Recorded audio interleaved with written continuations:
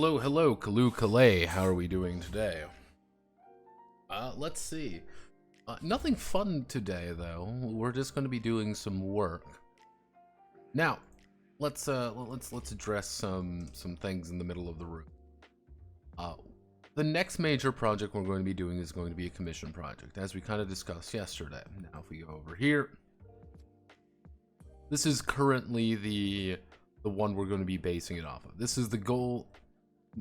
Person has not reached back out to me.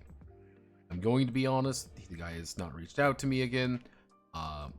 There's a couple reasons for that. I'm not going to really hold it against him. He has said it before, that there's some timing issues. That's fine.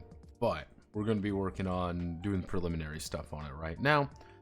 So, let's see. Anything fun and exciting in the land of milk and honey? No. It's pretty boring. Really, there hasn't been much news. Lancer's re-release finally came out. Everyone's getting mad there, as usual. Not many people decided to watch the Enforcers video, which I am entirely unsurprised about, by the way. Because why would anyone want to watch an Enforcers video? It's not like it's a popular game in any remote capacity. It's not even that interesting to kind of talk about. So, however, we are doing some things today. Well, mostly, here's what we're going to do. Now, I'm gonna open this up. Let me see if I can open up the right. I believe I did 3, 2. I was right, but I need to open up that. There we go. This is the dock. He doesn't really know. Yeah, no one really, Panic and Dwong. There's a couple of games that he wants to do, but he wants to make a JoJo's Bizarre Adventure TRPG. Compact and simple for personal use. Now, he's mostly wants to base it off of these two games, the JoJo TRPG and by Christian Sibit, and survival horror module by Sequence Break for that game. Now, I want to open up both of these just so we know what we're working with here. This is Christian Sibit. Christian Sibit makes tabletop games. I have never really looked too deeply into Christian Sibit. I have never looked really at all into Christian Sibit. I do know that he in fact exists. I know for a fact that he is here. And he does do something. He is making a mech game, I think. Is it here? I guess he is. But he made a JoJo's game. Yes, he made a JoJo game a while ago, I guess.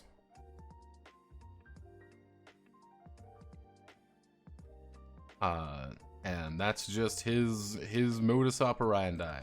Alright, that's cool. However, there's also the survival horror module that came out by a completely different team. I believe it's a different team. Or it's by Sequence Break, at least, whoever the fuck Sequence Break is. Most likely, as you see, there's a couple people here. Most likely it's a, JJBA TRPG, System Arask. Yeah, maybe they worked on it. And you just kind of see they're still updating things. July 19th, JoJo TRPG. So, don't know if Christian Sibit's on that team. I don't see a Christian here, so maybe not. Maybe there is. Don't really know. Not going to think about it too hard either, because I don't really know what it is, and I don't really want to draw too much attention to it, because I am a normal human being, and we're already, we're walking a very fine line here with legality reasons. However, he's doing his own thing, I'm doing my thing. Fuck it, we ball. He is also a fan of Orbital Dropkick, otherwise known as Tom Bloom, formerly Tom Parkinson Morgan, because he took his wife's last name. Whatever, that's your prerogative. Apparently, our guy here wants me to do some work on it. Wants me to write his own version of this game, which I am, obliged to do. Now, there's a couple oddities here, and we're going to be going over them, obviously. But what I'm going to do, I'm going to set things up first. We're going to give it the very simple name as of right now. We're just going to call this JoJo's Bizarre Adventure. Bizarre Adventure, the TTRPG. Though we will change this name, understand that this is name pending. There's a lot of different names we can give this thing, and there's a lot of different reasons why we're not going to call it JoJo's Bizarre Adventure. However, that is my sin to worry about, because I'm very good at coming up with names. Yeah, it's right now we're going to check out what the exact specifics of what he's looking for.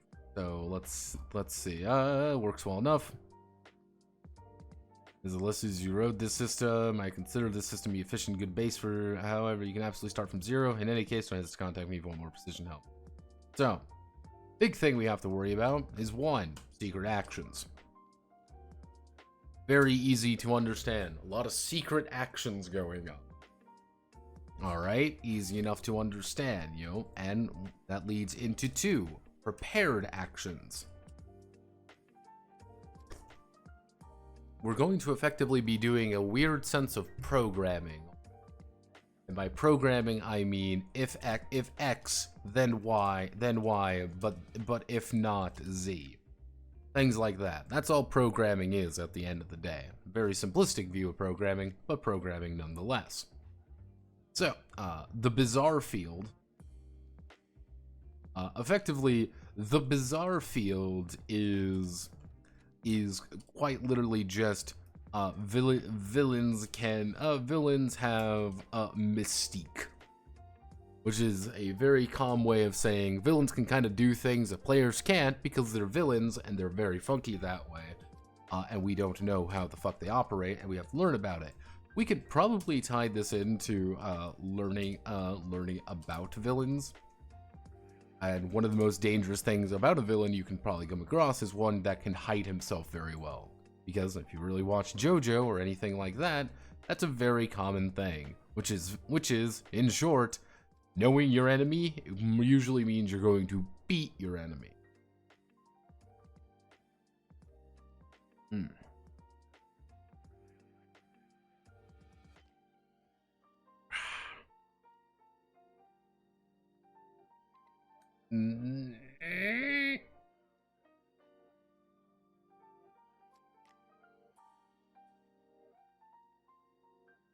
Ow.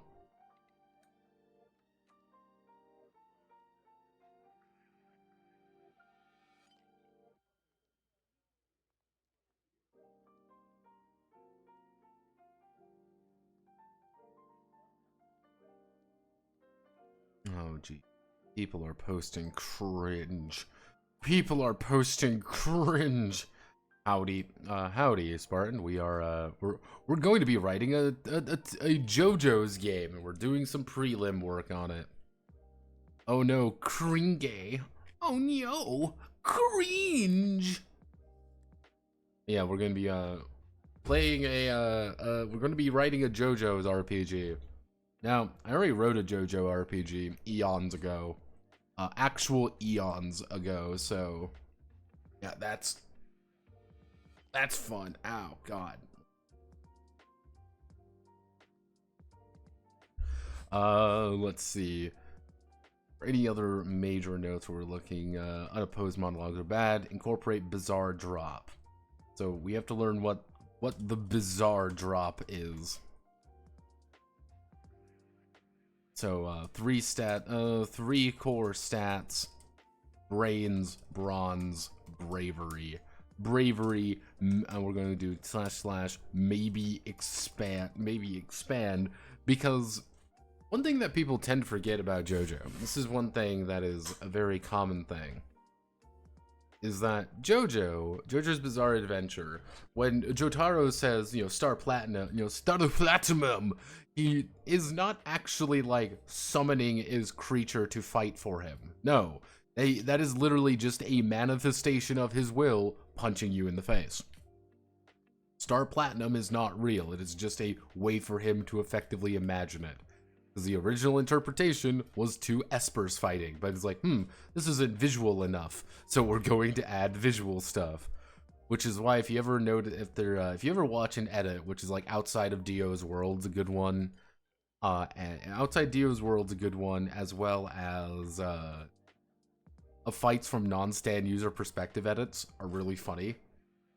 Because the entire fight of the end of end of Stardust Crusaders takes place over the course of like 30 minutes, like not even 30 minutes. It's like 10 minutes effectively, but you miss so much shit because obviously you wouldn't see it, and you just see people flying around, or like a quarter second or like a third of a second goes by and you see someone get kicked, you know, all the way across the entire like city. Let's see. I don't really like the system of traits and flaws. And anecdotic more than anything. I like the personality influencing dice rolls.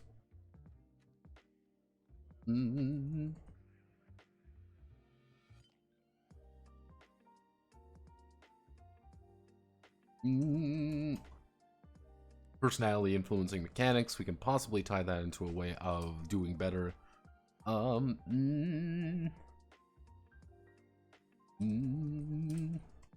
Skill system, character creation, let's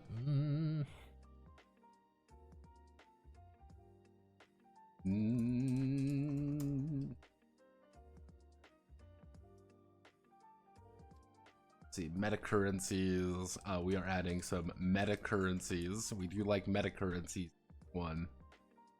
Which inadvertently does lead into plot points. So it's kind of like the plot points, which is retroactive, you know, which is retroactive power, which I'm okay with. We can make that work because we're gonna tie it up to here a little bit.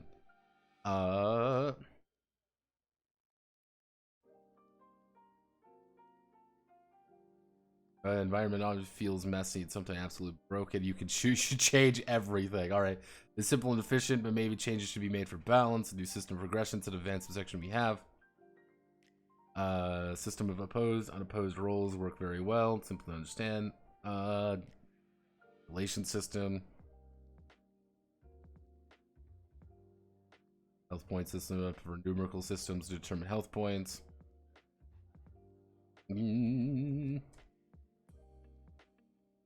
Even names of stand stats, the fact that they can range from E to A, however, the way they're used, you can change anything.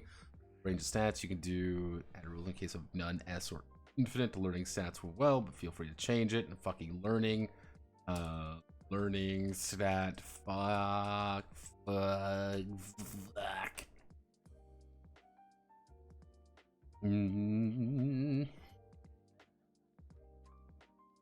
This is one of those things where he clearly knows what he wants to do.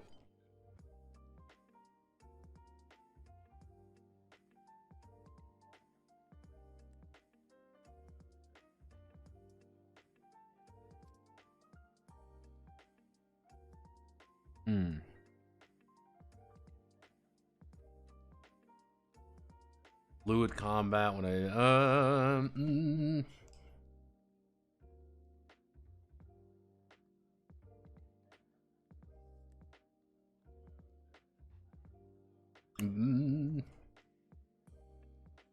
creative fights and feel cool. So yeah, these are the notes. We got a lot of notes here, but we're going to be looking at this. Yes, we're going to be going over inadvertently today. You didn't know this, but we're going to be going over a game today. Good evening. Is this, yes. Have you checked out TriCube yet? And yes, this is the commission document. Is me or Notepad has been too engrossed in his work to respond to my hail of usual Transylvanian repertory.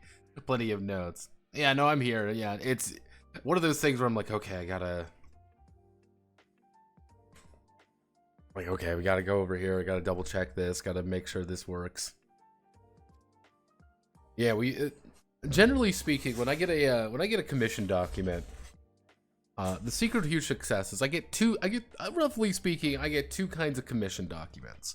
The first is, here's a very general idea, do whatever the fuck you want, and then I improvise and just send them a lot of notes. I'm like, is this what you want? Is this what you want? Is this what you want? Then I get people who have a really specific idea in mind, and they're like, I want something kind of like this. And they'll do like a really general one, and I'm like, all right, I can kind of improvise with that. And then you get guys like this who send me a lot of notes of how exactly it's going to be. But we can do this. This is going to be fine. So let's see.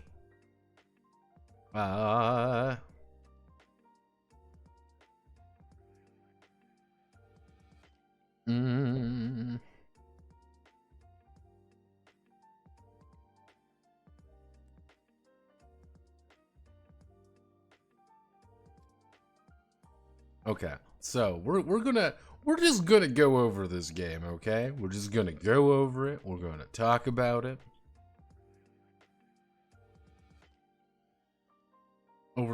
Yeah, it is literally, like, the thing is, there is something nice about it being really specific.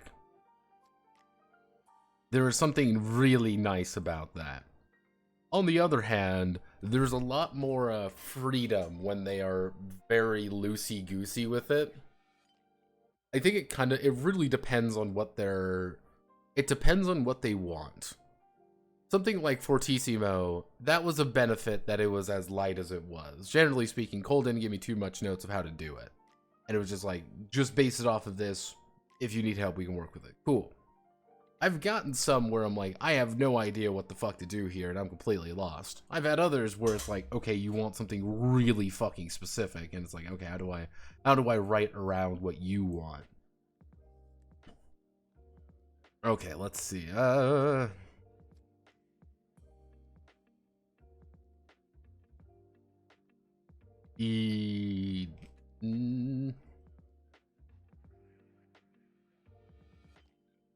Yeah, okay. He wants to change in character creation. You have 5 points to increase certain aspects of your...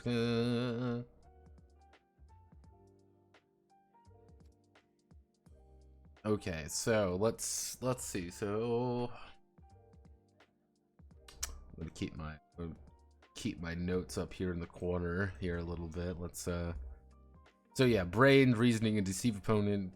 Plot score determines your health and resolve. So three stat system, so it's a tri-stat system at the end of the day. Like, it's a tri-stat system with a basic derivative of each. So brain is plot, brawn is health, bravery is resolve. Easy enough to understand now. Let's see. 1 to 5, generate the...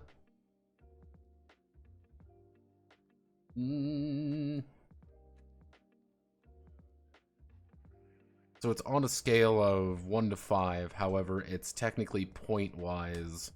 It's negative. It's -2, -1, -1, 0, 1, 2 for that. So you don't really get that high of stats. Your stats are never going to be super high. That really it? Okay, that's...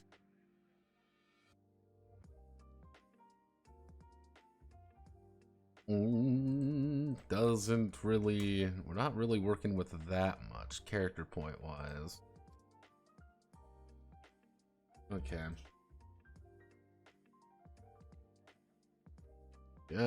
Stand creation. But so now that you have basic knowledge, you move to making your stand. Before you get started on stand, think about what you want your stand.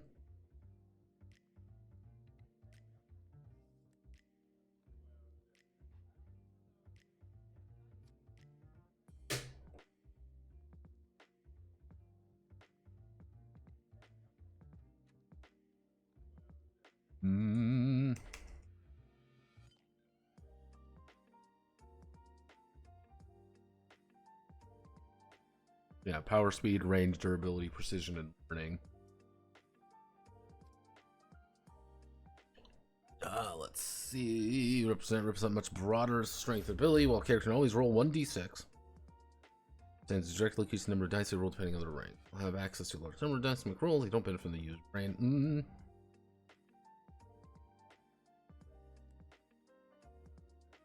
Wait. Stands have access to a larger number of dice. They don't benefit from the user's brain, brawn, or bravery scores. That's kind of weird. Stands dice roll for can be more powerful.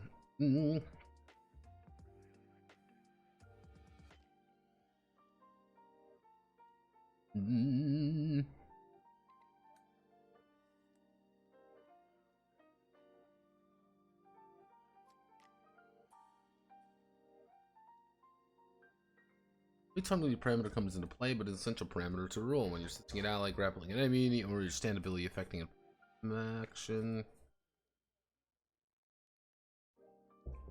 Okay, so a parameter modifier should be used sparingly when rewarding a player for ingenuity, teamwork. We can. What I'm going to do is we're going to do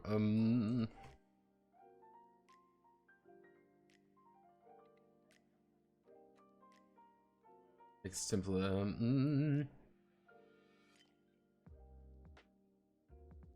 Points, but this time there's a catch. And two more.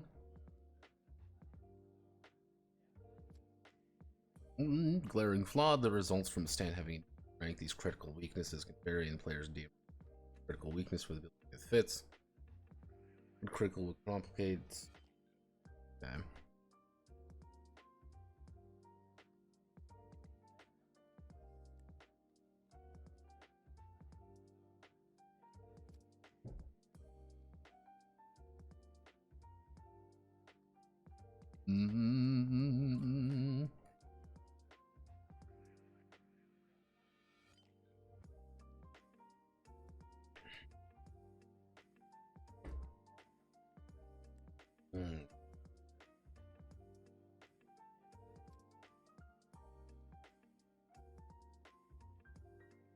Little loosey, yeah, we're a little loosey goosey here.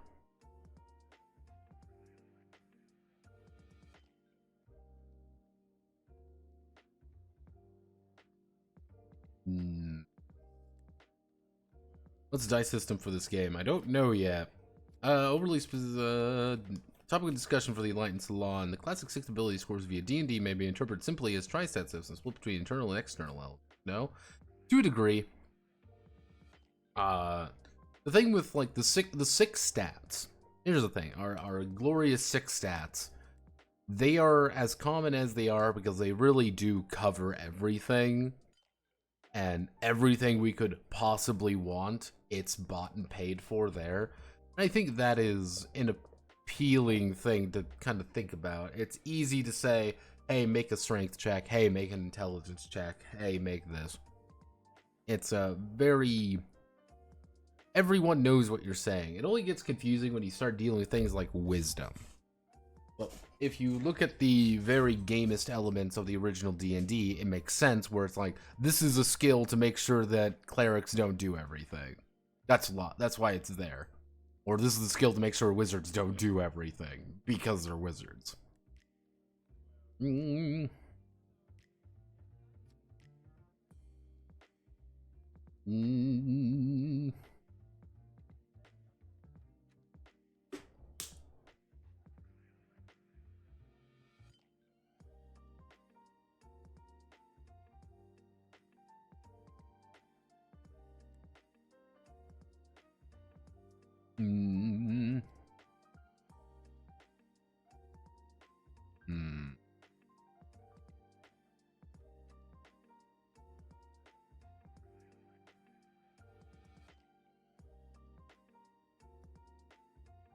Never fade away.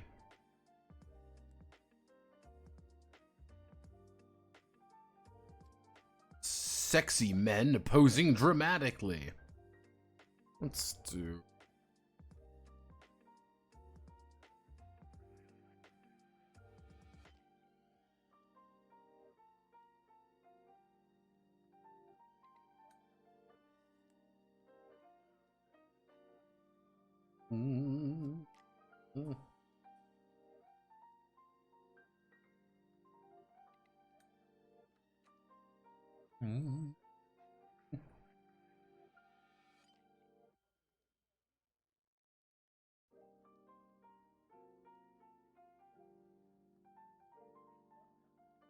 Quick and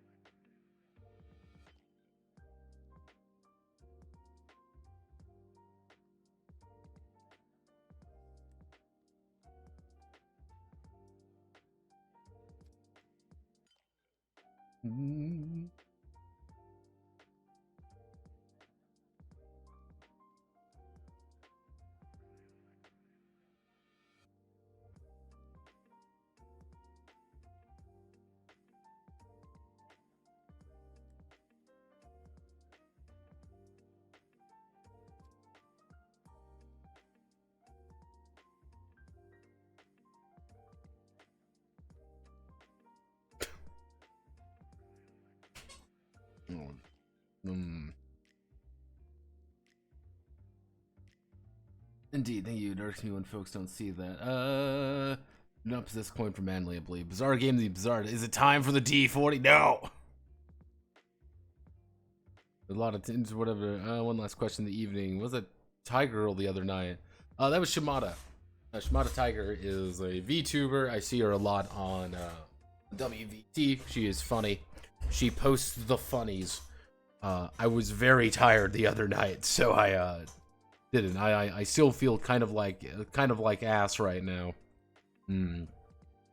See, what I can do, if I want to be a real asshole, and I do mean a real asshole, I could legitimately just retrofit sexy men posing dramatically for this. Because I already wrote a JoJo's game.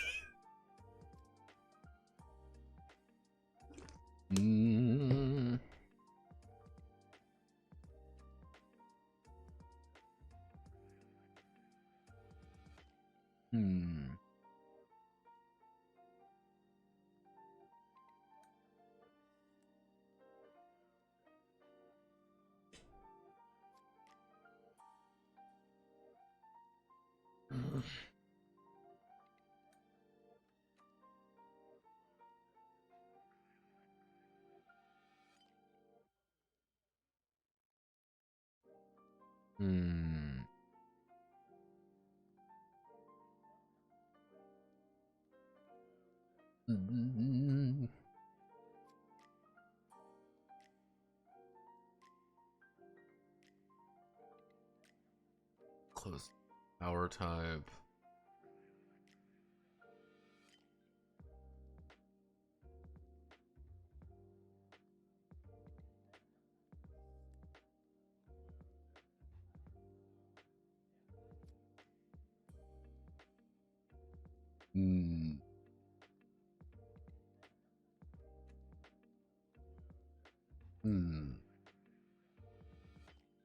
Godspeed, good luck. You know the rest. Let's... Alright. So a lot of this is very mechanical, and that's the one thing I'm already seeing. You know, it's like, oh, gains durability A, but lasts physical forms. It's very mechanical, if that makes sense.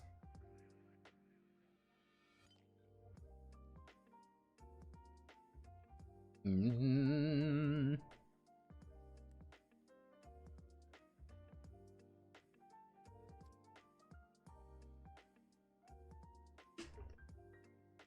Mm-hmm.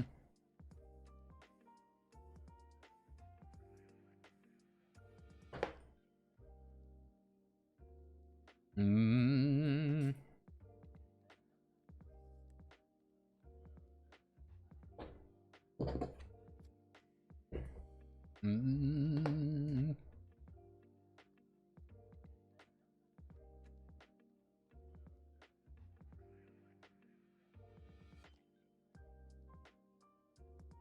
Mm-hmm.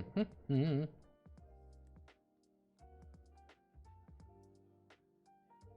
Archetype, multiple forms. So yeah, it's Act Form 1. Act Form 2. No stand. If you have no stand, you don't have a stand. You don't...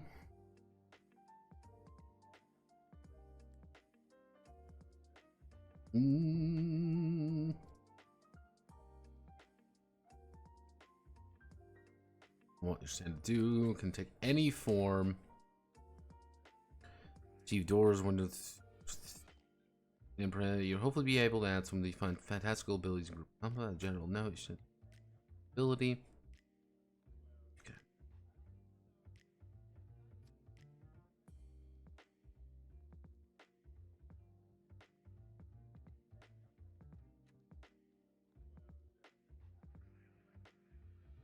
See, the thing is, here's the thing.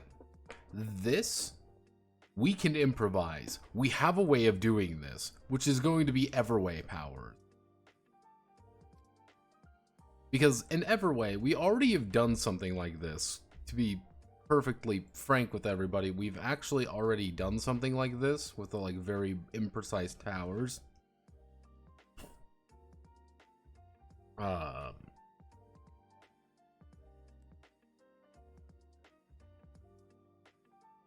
You're gonna make me Google it, aren't you? You're gonna make me find it. We did it with Damer and Cordioid.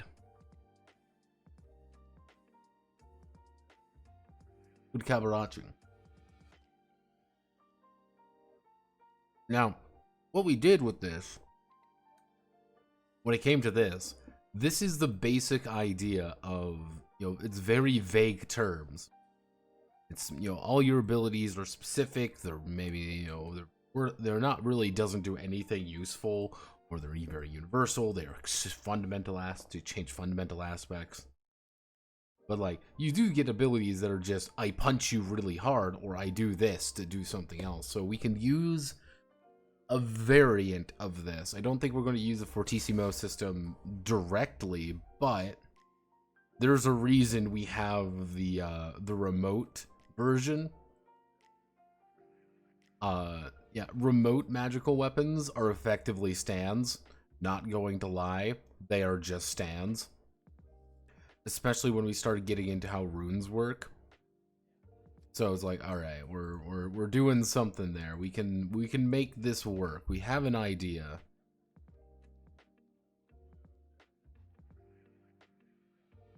Are you gonna open up properly? Aren't you opening up properly? There we go. So, those know you want to make a stand that makes people unable to perceive exits. Fleshing out your character. Yeah, they don't. One of the hardest parts with JoJo will always be the fact that powers are as loosey-goosey as they are. Because the thing is, if you think about it, what does Star Platinum do? Star Platinum can stop fucking time. Do you realize how powerful the ability to stop fucking time is? Stopping fucking time is pretty good. Being able to... But then you get people like the hand, which the hand allows you to swipe something and then remove it. You destroy something. It is an instant kill move made by someone incredibly smart, but used by someone incredibly stupid. Like, every single JoJo power is very ridiculous. Stand abilities can be incredibly bullshit, or they can be actually pretty simple. But it all depends on how you use it, which is one of my favorite scenes in Stone Ocean, with Pushi and, Dio talking about what's the weakest stand in existence, and it's Survivor, entirely because Survivor fucks with the user. That's the only reason why it's the weakest, is because the user has no control over it. But that it's used to be that it is used in an incredibly creative way. That's all that stands are. It's something very creative. That's why I don't think I don't think it's the right option to be like, okay, we're gonna separate out the stand from the user, because the stand and the user are one and the same. So I think keeping them together is going to be a good idea. So I think also deriving a little bit from Everway, like keeping the powers kind of like, vague powers get vague results kind of thing. Because, like, what are you going to do? It mostly depends on what your stand type is, rather than your exact abilities. Let's see.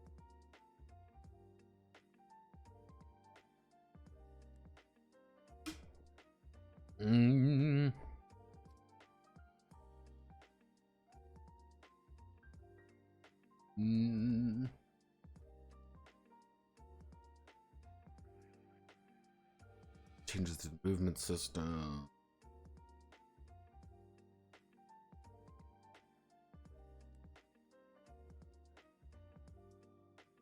Let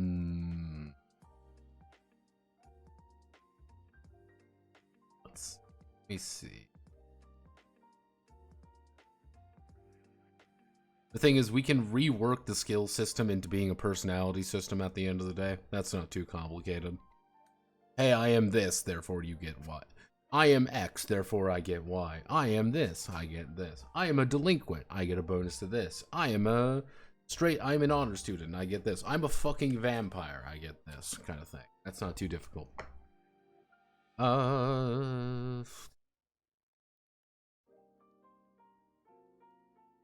Add rules for none S infinite. Let's see.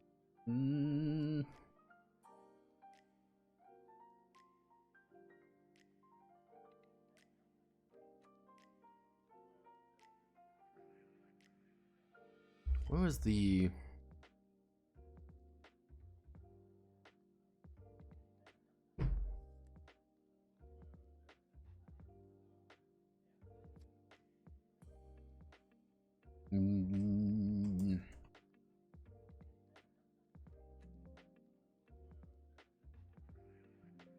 You mentioned it, Cat.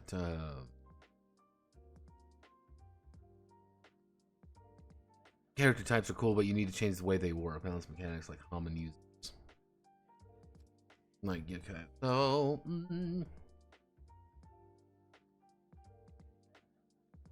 Member who begins tapped in power, and member who's fully embraced true power type.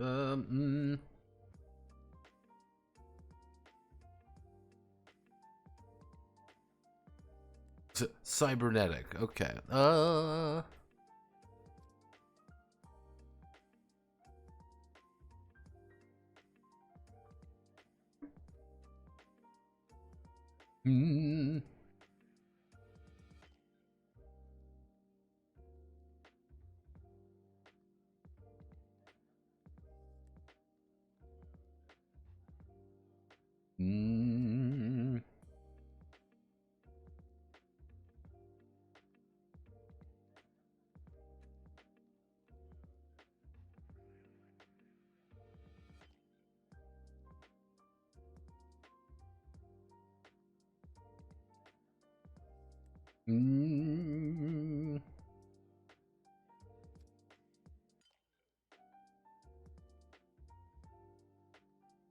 Let's see. Hammond, Fenders of the Dark.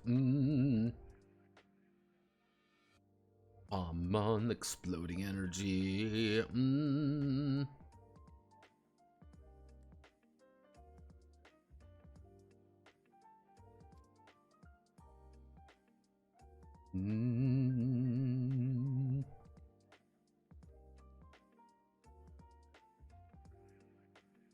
Mm. Spin, yeah, okay, he does have spin.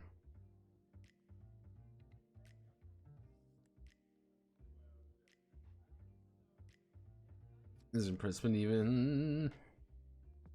Find it of the golden ratio in their surroundings. Look at those muscles, Neapolitan, the next level. Mm.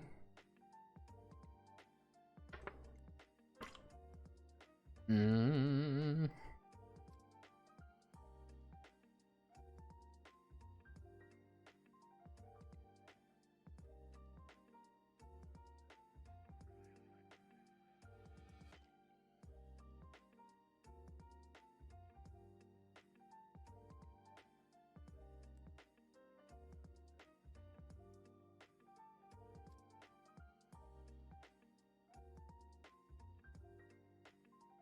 Mm.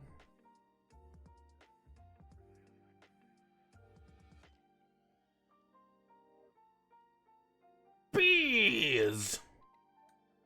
It sounds like someone needs some bees! Let's see, flaws. Two flaws that can be taken when playing flaws after a player takes a trait. Generally, 3, -3. For example, can a quirky trait like dislike people taller than them. They +2 to act against them. Actually, against, yeah. Character would have a flaw related to tall people. Doesn't have a trait that gives them a positive. Represent a character being afraid of people that are taller than them. You know, you decide to take a flaw without accompanying trait if you want to flesh out the character. All right, you know, I like traits and flaws.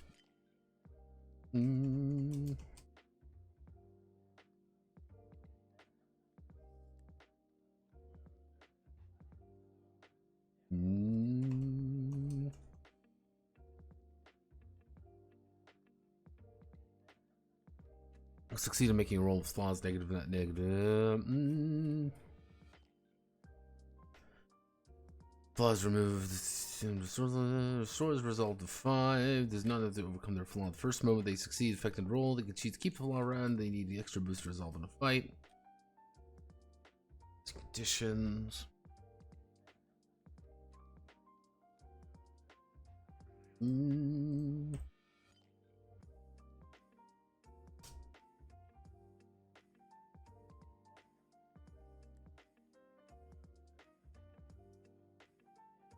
See, taking conditions gets you 1, but multiple conditions can be taken for one purpose. Details.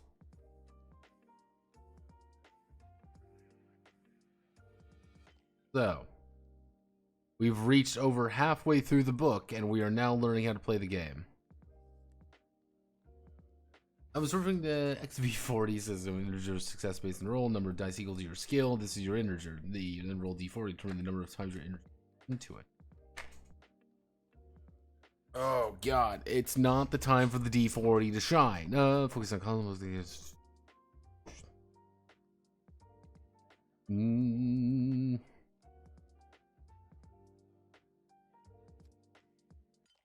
Character's most applicable modifier plus any applicable trait using the table below. Yeah, we're gonna overhaul. We're going to overhaul non-combat a bit. We're gonna make that we're gonna make non-combat important but not essential, because this is ultimately going to be a combat game. And I think I'm going to use the scale. I think using the scale for power isn't a bad idea, which is like local, local stuff. That's your, that's your Diamond is Unbreakable stuff. They're your international fights, which are more of your, like your Stardust Crusaders. Being a local place is going to be a lot lower power level, roughly speaking, than a really high stakes one. An international battle is going to be like, hey, this is a big fucking deal. General will be physically, mentally.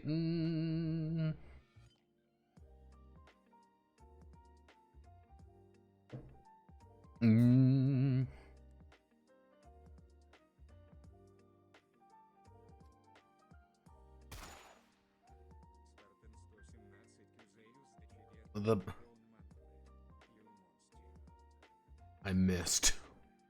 Damn. You can rely on the rule of 4. The rule of 4 would not give you total with the rest of your bronze times 4. Then you can choose to take bronze times 4 instead of your result. You roll under that average, you can instead choose to get the suboptimal result in exchange for getting an emperor resolve for that session.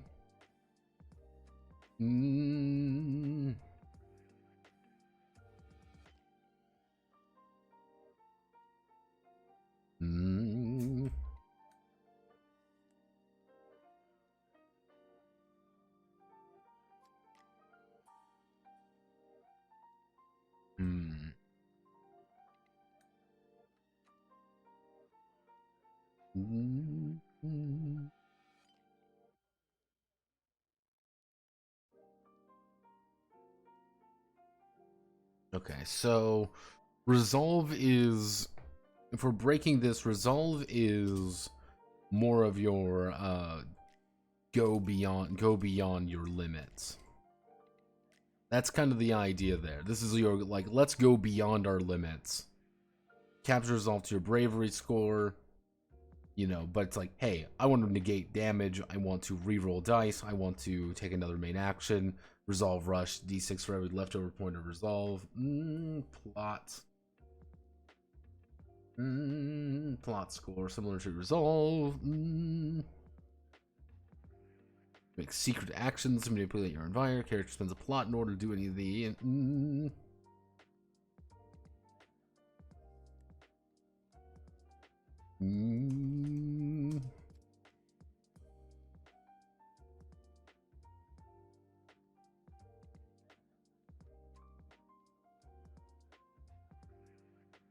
Survive getting donutted. Secret actions.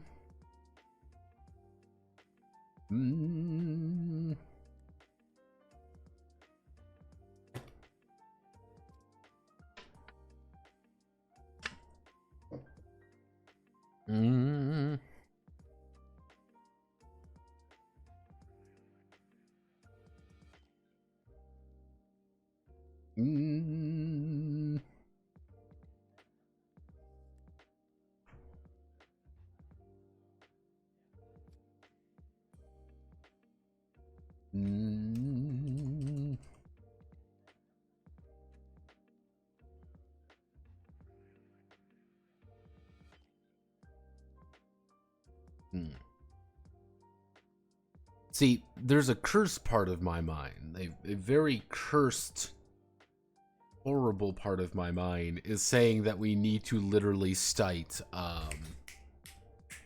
Axis and allies. Not Axis and allies, diplomacy.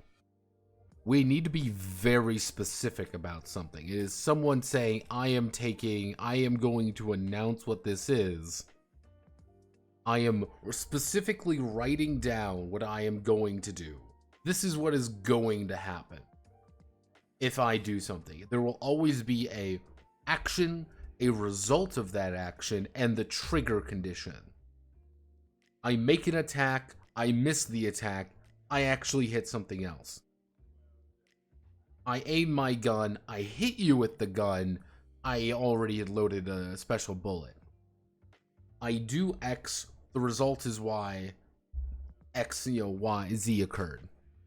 X, then Y, then Z, kind of thing. Like, there's always going to be an action, a result, and then a secret result.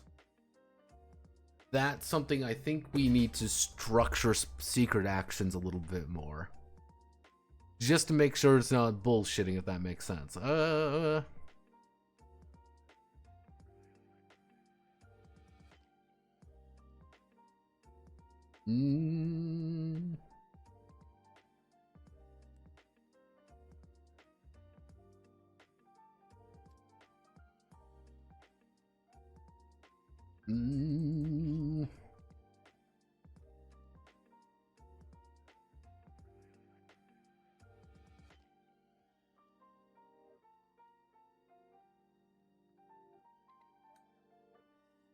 Nope.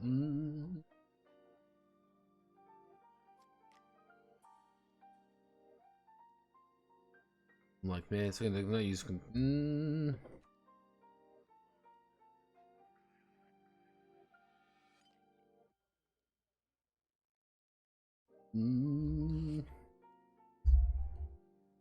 Let's see, the roll contested for the first part. Level an object we can get contested roll for stand. So, making a discipline, for example, if stand unleashes torrent punches on their target, the target and stand either use power to match the punches, durability, take the punches, speed to dodge the punch.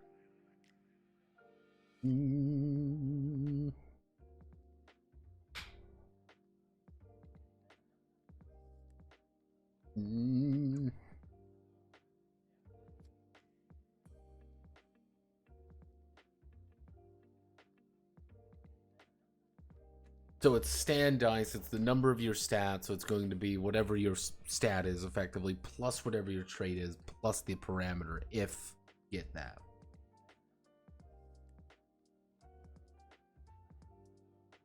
Okay.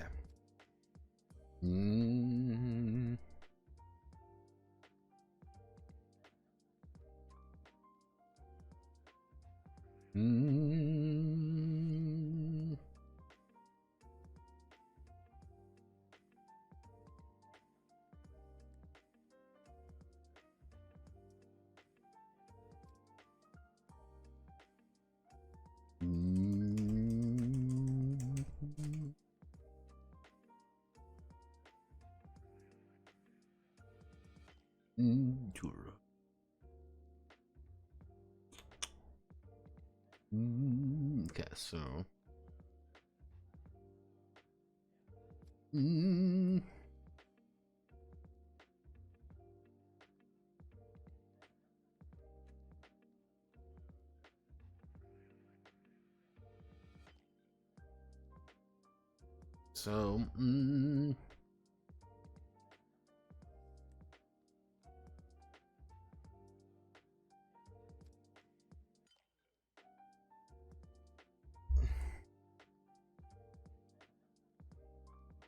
likely to occur, similar to predicting multiple stage.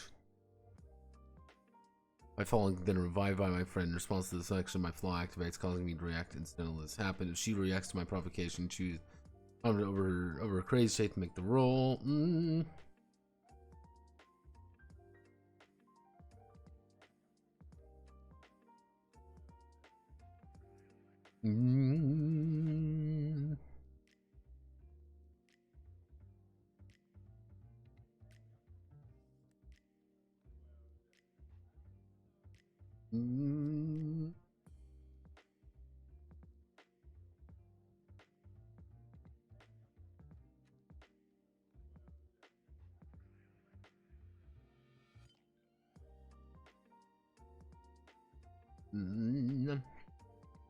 Okay, do the nature opposed.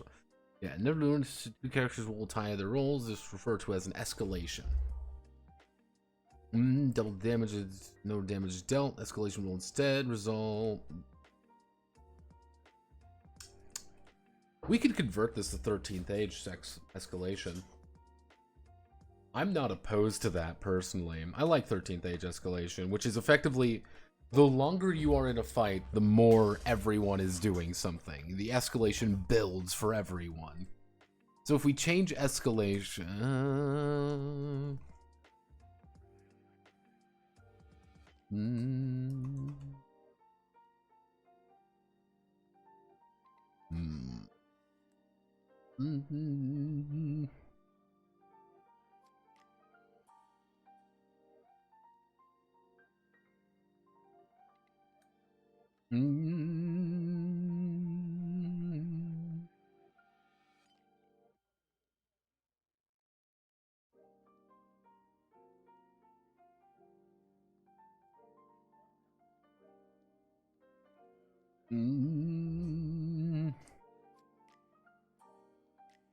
Move them.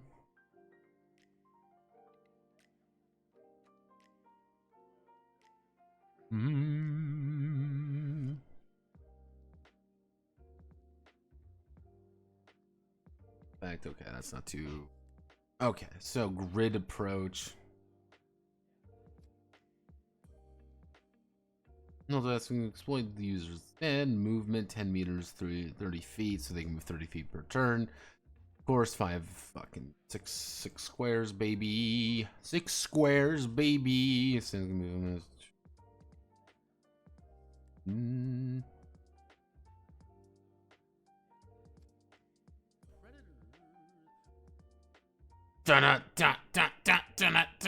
Hello to Charmanly. Time to evoke Notepad stand. Yeah, don't worry. It's just manly. It's just Charmanly. Destroy the turn order. For attrition, certain stands. Looking to ghouls Geb don't act on their own instead of off the action that opponents make. More of sitting at a standstill, only acting when they have a plan. Turn order is meant to bring order to fight, speed them up.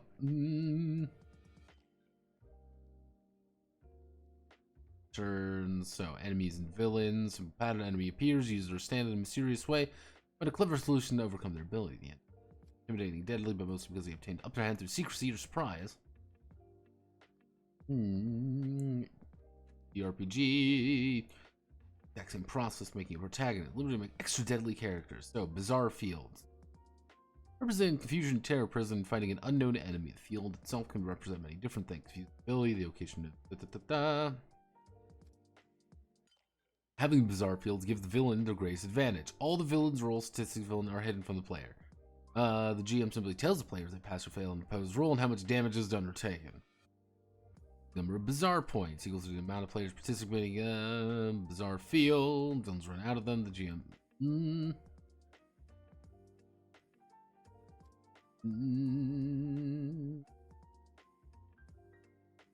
Did he like the bizarre field? Let's see. The good idea incorporated is the bizarre drop, bizarre field, hide villain set. Changes would be cool. Can spend a bizarre point, take another turn.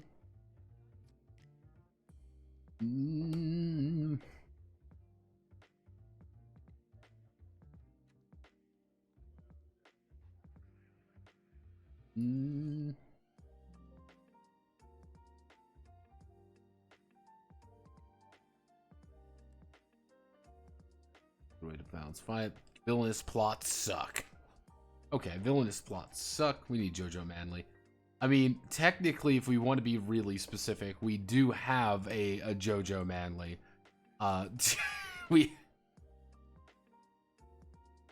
We do have a Bara Manly, but I don't think people want Bara Manly as much. Ow. I mean, he is an appropriate stand for everybody. You can't shoot him. That's the best part. Let's see. I mean, we've got a couple Manlys that we can deploy. Of course, we can always bring in my favorite Manly, Buttermer Manly. Look at it, it's Buttermer. We've got Kier Manly. Of course, how can we forget Codor Manly? Demiurge Manly. Dwayne Manly. Of course, my favorite Manly of all time, Whale Manly, Manly Whale. How could we forget Manly Whale? How could we forget Michael as well? Hi, Michael. Everyone say hi, Michael. Hi, Michael.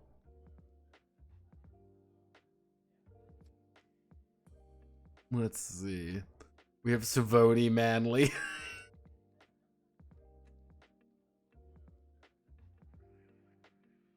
Manly, the Barbie of the internet age. We have Vampire Communist Manly. Of course, we also have Momoji Manly.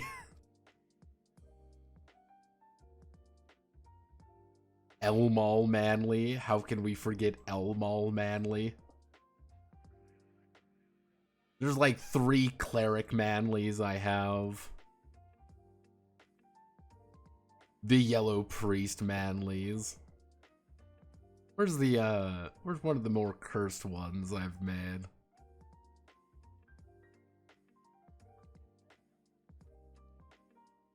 Why so many clerical Manly fits the cleric archetype. I'm sorry, he just does. Manly has always been my cleric. He heals me, keeps me alive. Paratrooper manly. Bronze Age manly.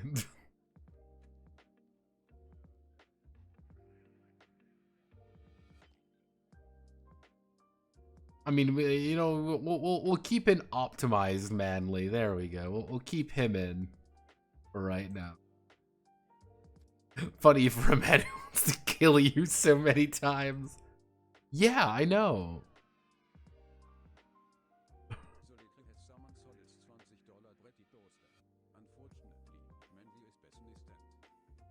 There we go. There we go. We've summoned the $20 bratty toaster.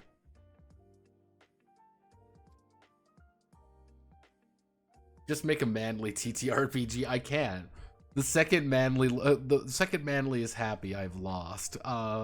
Villainous act, secret actions, they can lay schemes.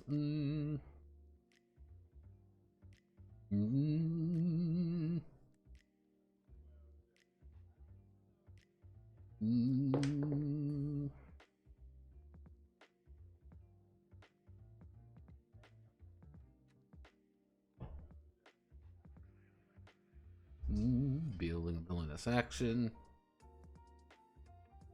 Okay, villainous actions are just secret action.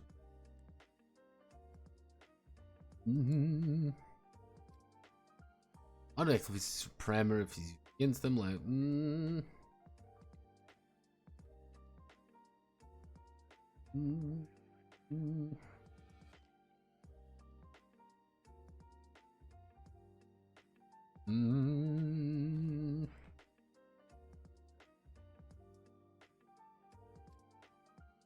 Also use useless to counteract this special user applause system by burning plot, can force player to make brains roll.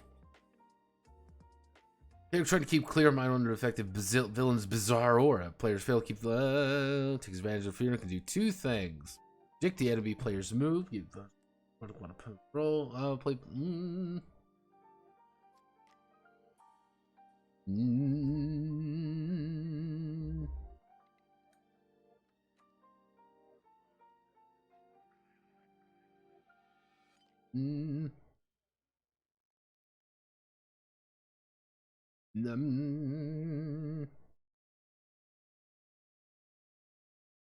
Let's.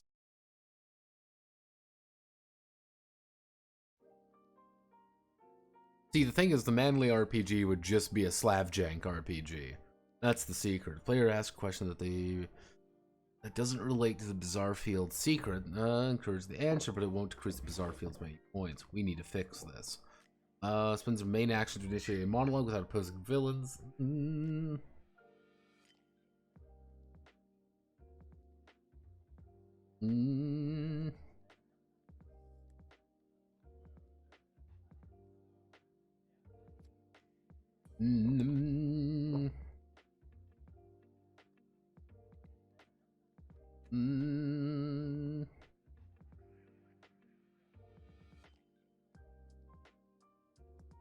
Okay. Alright, so that's easy enough to work with. We can work with this. This is easy enough to understand. It's effectively a D6 system. It is a 1d6 system. Elevator pitch a Slavjank TRPG to me. It would be legitimately just Stalker. It'd be Stalker, but way more autistic. So let's see here. This is the survival horror module for this game. So we're gonna zoom in here, zoom in all in, zoom in. We're zooming, everyone. We're zoomers. Survival horror genre. Okay.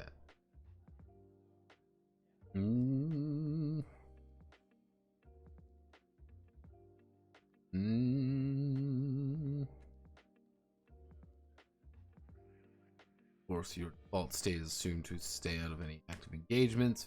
Reform encounter, start initiative. Retreating, we'll call it initiate.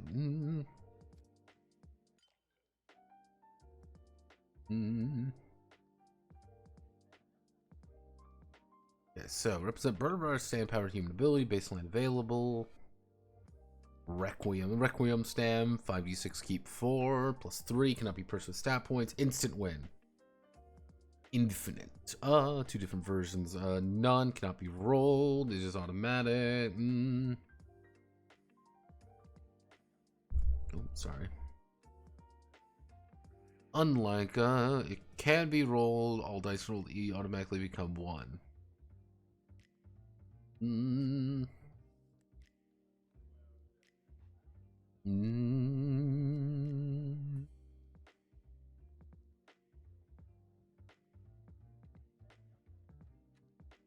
Let's see, so stance has been member of standardized distance calculation. Stance. Healings up.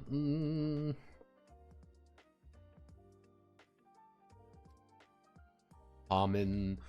Normal system heal with no resource limit, break it.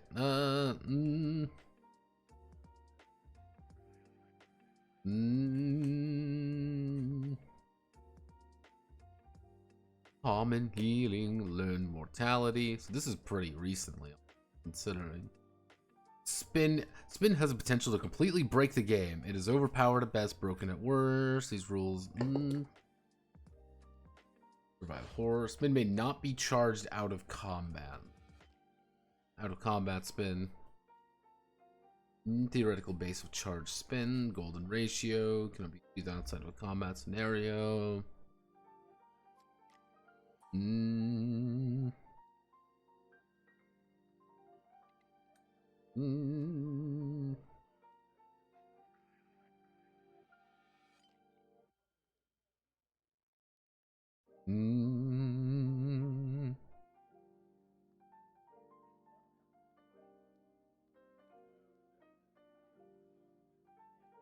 Okay, some attacks and stand effects in the game result in undercorrect or death. Certainly damage a large group of people at once, i.e. a gunshot to the head at point blank, car landing on a whole party. Anyone can invoke savior mechanics to involve.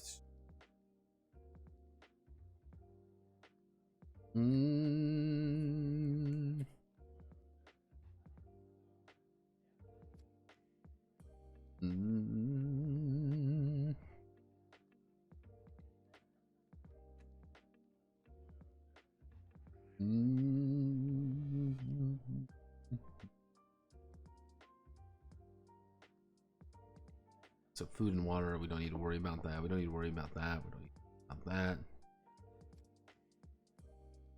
Day-night cycle, status condition, frostbite, heat stroke, exhaustion, phantom bizarre field. Okay.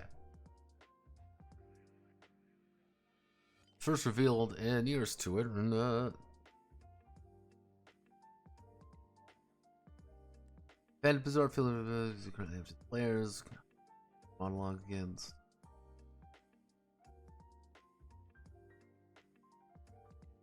Phantom bizarre HP hidden.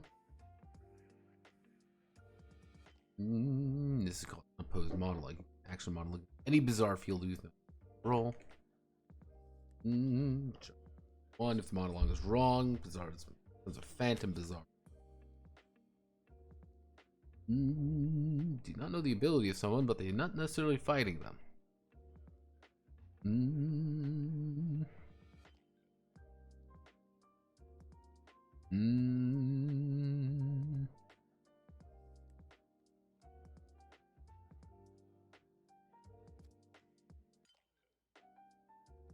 Bizarre drop. So okay, this is a bizarre drop. So it's let's see. The stand bizarre field is completely destroyed. Bizarre drop can have multiple effects. Trigger change in map and environment. Introduce new element, character ability. Trigger villainous action with a roll. Allow the villain to reposition them, reapply stand effect, or otherwise gain a small advantage. Once per stand reveal and designate the battles fresh after stand ability has been revealed. And a critical injury table. Yeah, we can critical injury DMing tools. So.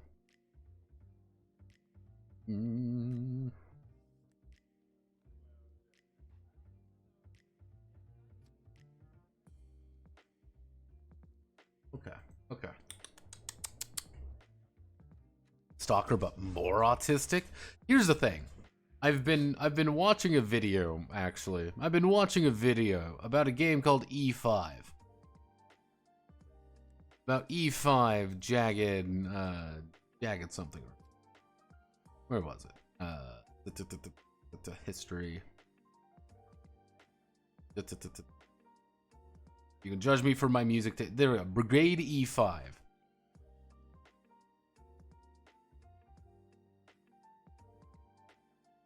I've been following this game. Brigade E5, New Jagged Union. Been watching a video on this game. And this is a super hyper autistic Slav jank role-playing game about being extremely autistic about literally everything. I actually should buy it because I kind of want to play 7.62 high caliber. Is this by the same people? Yes, it is, by the exact same people. Even better, because it's extremely autistic and extremely, extremely detailed for all of the weird details in this game. And I'm like, damn, this is extremely heavily detailed. I can make this work. Fascinating. Yes, extreme Russian Slav jank is what we do best. That's how you would make a Slav jank RPG. You just get hyper detailed and extremely autistic and probably make it an isekai. So, alright.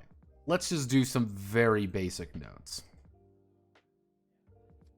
So, we want to do core mechanic. We want to do our very basic core mechanic, core pitch. Going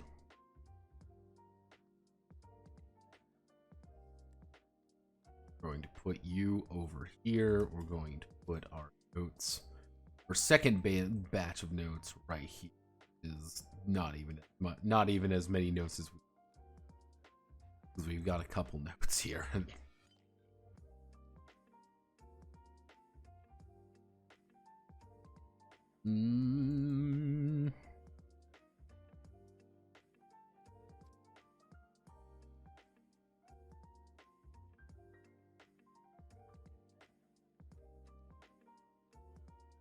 So,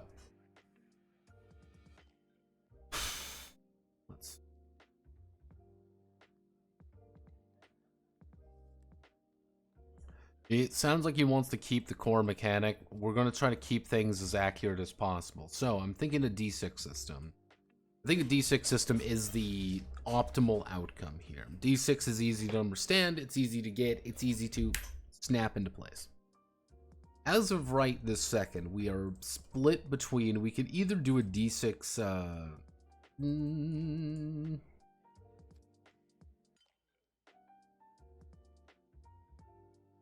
D6 target, D6 successes, or we do a D6 additive. Currently, the main system, what we're basing it off of, is this. It's a D6 additive system. I take a bunch of my D6s, I roll them, I end up with a 3, 4, and a 3, therefore I roll 10. That would be an additive. Success base would be like, on a 4 up, you succeed. So I roll my dice, and I score 1, 2, 3 successes with a 5, 5, and a 4. So that would be a success-based system. So you just do a translation port, whatever, of contact. Unironically, it would probably be based more off of... if I were to do anything, it would probably be more based off of 12v4. Because 12v4, I can go really autistic with a lot of gun combat stuff. Are you going to bother with ripple breathing or just go with stands? That's kind of a... That's one of the major things, because... One of the things with JoJo that's kind of very, very unique about JoJo is, roughly speaking, you can break it down into two distinct, I would say two distinct parts. You can do before stand and then post stand. Actually, we can actually probably put in a...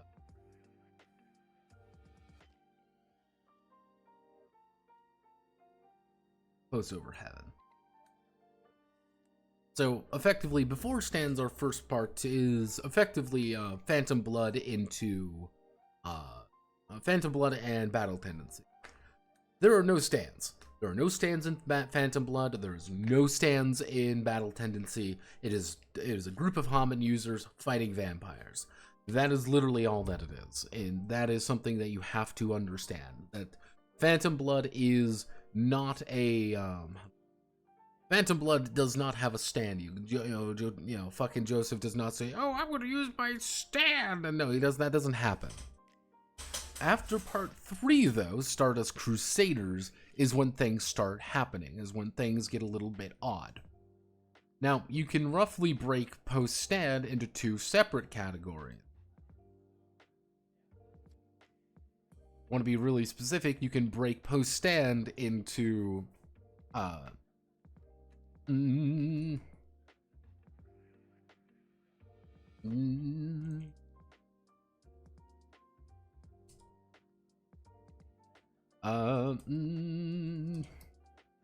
pretty much, you have the Stardust Crusaders into Diamonds Unbreakable. Generally speaking, you have a lot of punch ghosts. You have stands that punch people with a power. After part 5, during part 5 into Stone Ocean, part 5 and 6, start having very esoteric stands. You have stands that are a lot more confusing. At the end of the day, what does King Crimson do? King Crimson punches you really hard, though he has a power that punches you really hard. Hey, what does Sticky Fingers? What does Sticky Fingers do? It's a stand power that hits you really hard. What is, that's kind of the... At the end of the day, there's a lot of stand powers that start being weird. However, the powers get weird at part 5. The idea that, hey, I'm going to click forward in time a little bit. Sticky Fingers creates pocket realities effectively with using zippers. Not even talking about whatever the fuck Gold Experience is. What does Star Platinum do? Star Platinum punches you really, really hard. That's all it does.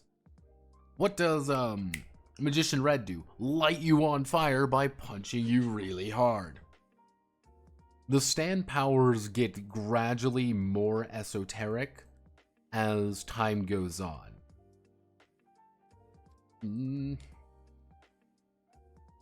They get a lot more funky. You get things like Bohemian Rhapsody in part 6, where Bohemian Rhapsody, let me open up Bohemian.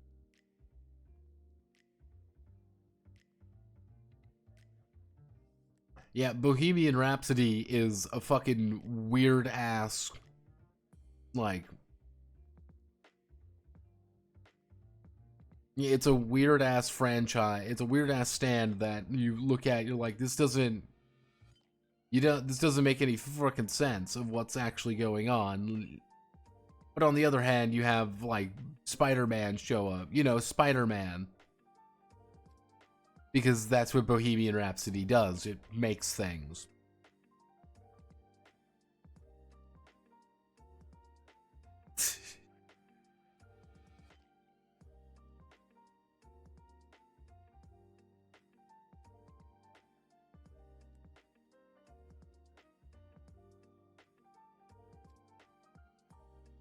Yeah, Mazinger Z, like, let me...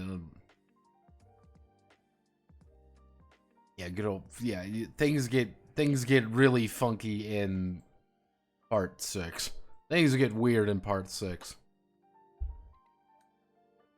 My man, you were ignoring the hand. At the end of the day, though, here's the thing. Like, this is the thing you have to remember about the hand. What does the hand do? Oh, it erases part, but it's never used that way. You gotta remember that. It's never used that way. Mostly because Okuyasu's an idiot. But yeah, it's at the end of the day, Diamond is Unbreakable when you started getting weirder powers, but it's still pretty normal stands. It's guys who punch you really hard. However, again, part 5 is when stands start getting really weird. Fugo is a weird ass stand. Purple Rain is a fucking bizarre stand. You get also in part 6, you get Stone Ocean. Stone Ocean itself is like, oh, it's just a punch stand. It's really not, because it has all the strings and the winding. It's like, that's a, what? They said they can recon the time, but only things that are important at the moment. Yeah, welcome to fucking Whitesnake.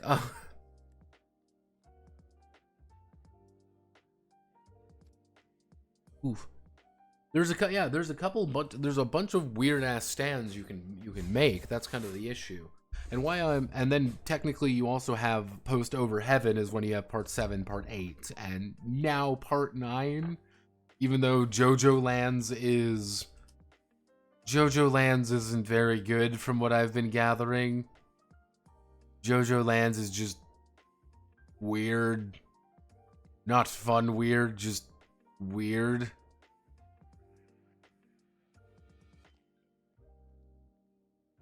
Yeah, Jody Joestar, he's 15. He's American. And he's got November Rain. Yeah, this is, it can summon rain showers, make crushingly heavy. Yeah, that's his stand. Can make rain.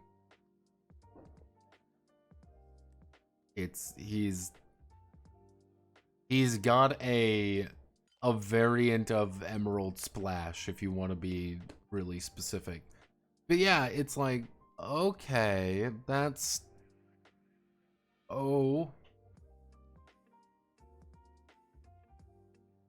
By Drogana with smooth operators.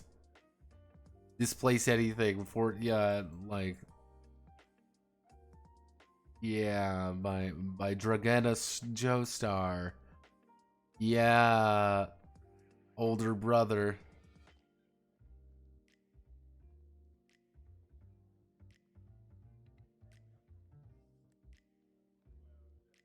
Yeah.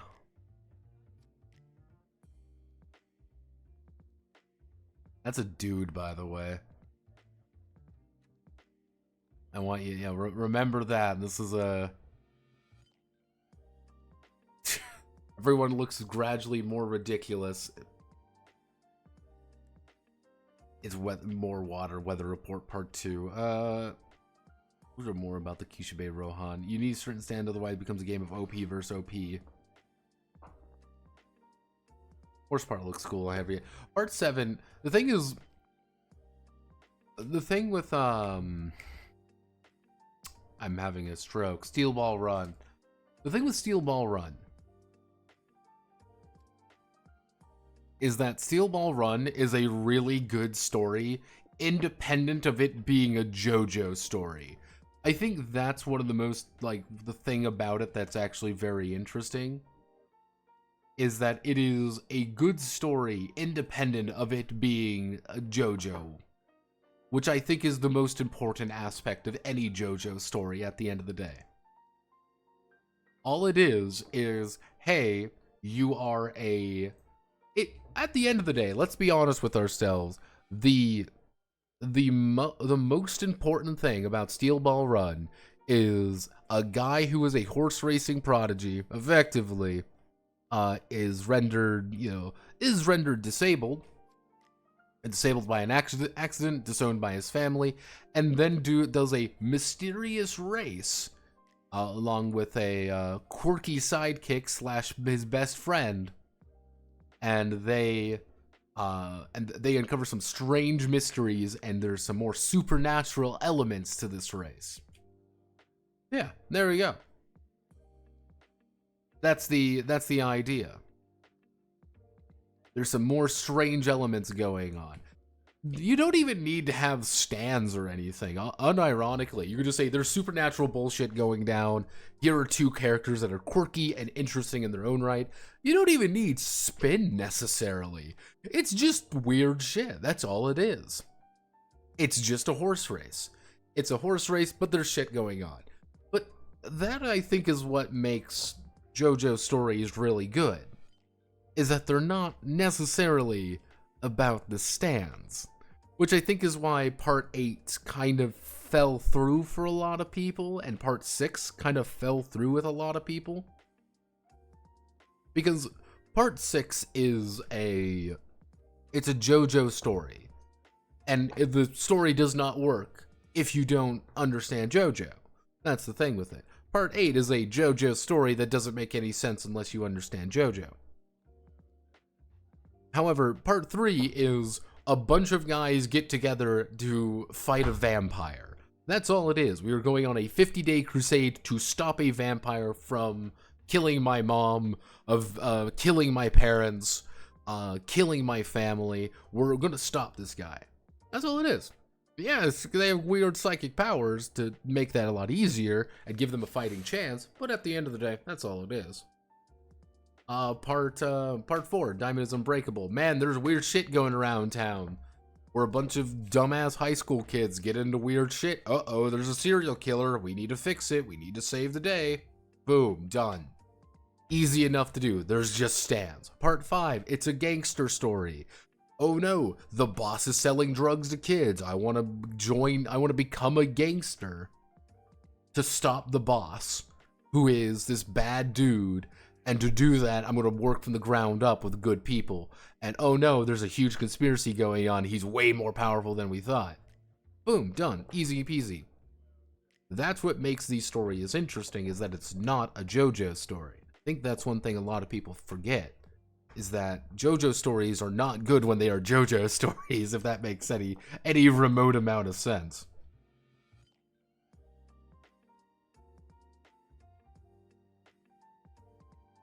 I do actually like more supernatural elements in JoJo, hence why Rohan Kishibe said Rohan did interact with Stan's spin-off a lot, but a lot of the weird supernatural stuff happened.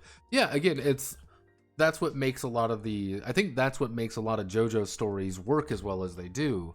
And if you really talk about people like, what's your favorite JoJo part, and people will say part 7 because characters are really interesting and there's a lot of cool stuff going on, and characters are fascinating in an interesting situation. We'll say, oh, I like part 3 because I like all the characters because they're fun and interesting and they're doing things. Not many people say part 6 because part 6 entirely relies on you knowing part 3.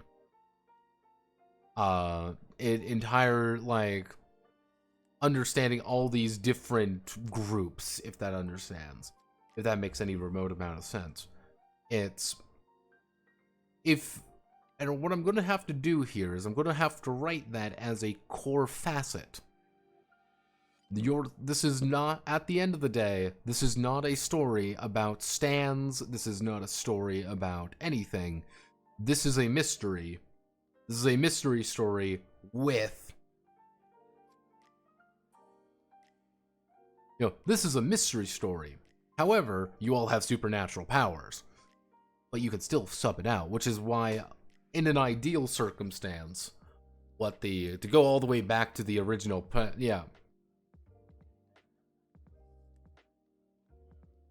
going back to my original point with Yosemite there, in an ideal circumstance, you should be able to run any story. Yeah, the JoJo story is like salt. You make it only salt, it's inedible. If you make the only seasoning on top of your raw ingredients, it's okay. But if you blend other seasonings in, it's perfect. Exactly. You could read without the previous one because you mentioned story is very independent from the rest of JoJo. I think you can read part 1 and part 2 as an independent thing. Part 1, and if you read part 1 and then go into part 2, it is a pure escalation in conflict and in situation. Oh no, here's the evil mask by evil Aztec gods turns my family against each other. All my, I am their successors. We're going to stop vampires at their core by the original vampires. Boom, done. Easy peasy lemon squeezy.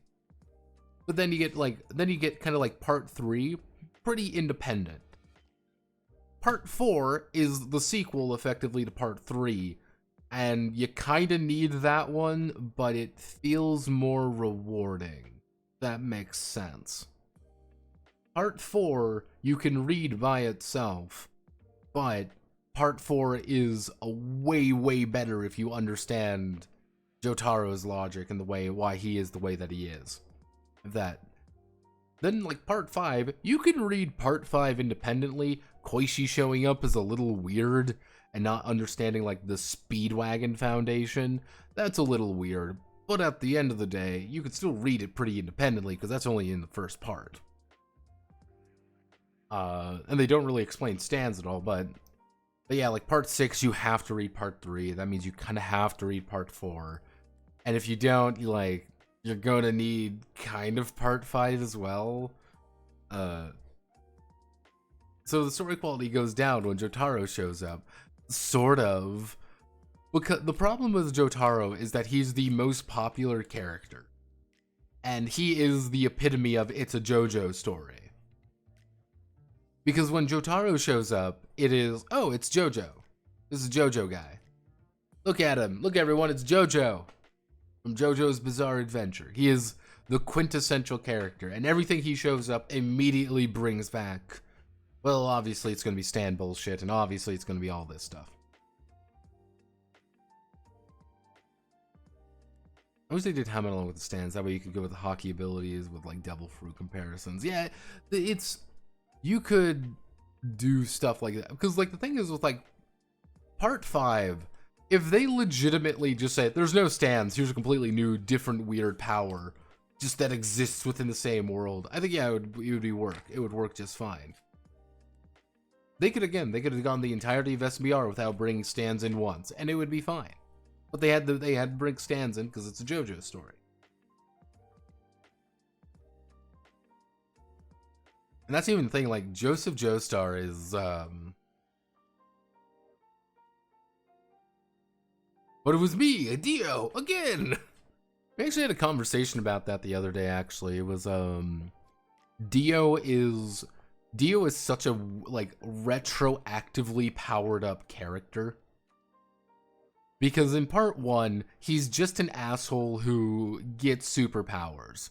That's all Dio is at the end. He's an asshole who becomes super evil when he gets a Aztec death mask. Alright, fuck it, alright, fine. Like part 2, he's not even really mentioned all that much, to be honest.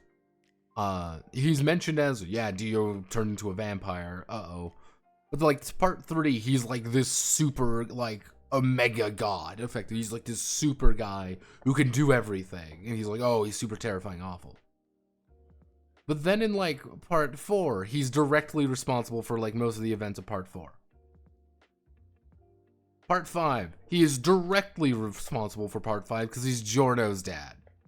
Part 6, the entire plot of part 6 relies on Dio being like this 9 million IQ Superman who predicted all of these events 15 million years ago, kind of thing. Like, he knew all of this shit was going to go down and predicted it all, and that's why Poochie's the way that he is. And you're like, oh, even part 7 brings back Dio. Because Dio's that important. Dio Brando is that important. Dio is so relevant that they brought him back in the new universe twice. It's a different Dio. No, like that's the weird thing. He comes back. Like, I'm gonna spoiler warning for something that came out 20 fucking years ago. Because like here's Dio, Diego Brando. Diego Brando. He has his original stand where he turns into a velociraptor.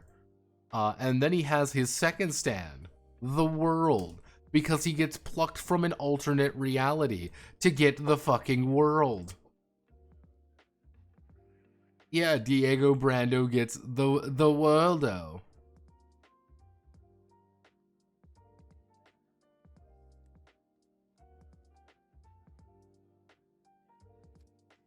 Yeah, it's weird. It's a weird experience for everyone involved.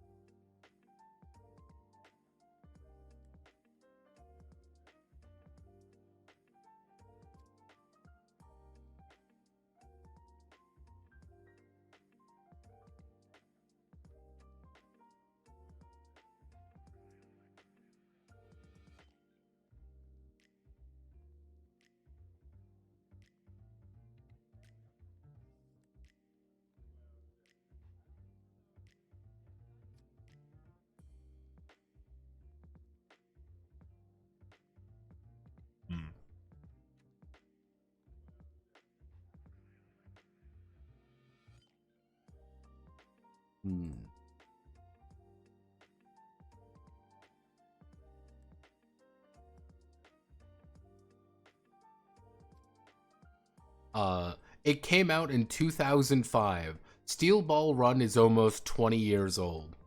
Technically, yeah, it's initially serialized in 2004. Yeah, Steel Ball Run is 20 years old, by the way. Yeah, Steel Ball Run is 20 years old. And it stopped publication in 2011. So it ended a decade ago. Like, that's a, like, you gotta remember, like Diamond is Unbreakable. Like, Diamond is Unbreakable, when did part 4? It ran from 92 to 95. Like, you gotta remember that, like, part 4 takes place in the early 90s. Like, yeah, no, like, JoJo's Bizarre Adventure Part 4 takes place in the early 90s. Like, Stardust Crusaders takes place in the 80s. It's 1989. Yeah. And it ran for 3 years. It was effectively early 80s. Like, late 80s, I mean. Yeah. Phantom Blood, like, what is, like, Phantom Blood? Like, Phantom Blood came out initially in 1987. And it didn't even last that long. It was only it was effectively five volumes.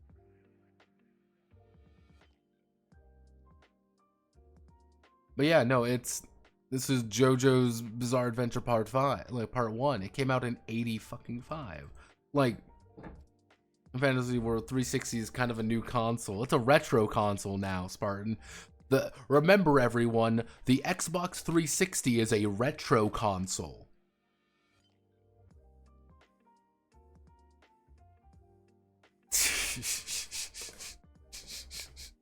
See, that was also, like, the thing with, like, the if you were here at the beginning, it's we've been listening to the soundtrack to the Stardust Crusaders OVA. Yes, the original OVA that came out that covered pretty much most of the third part.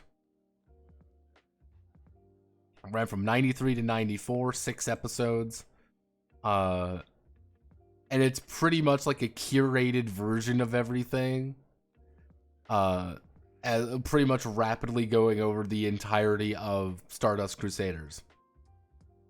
But yeah, no, this is the effectively old OVA, 1994 OVA. Gotta love the look. Gotta love that's some classic Kino there, you know. Kakyoin having black hair. Hello, Kakyoin, and your black hair.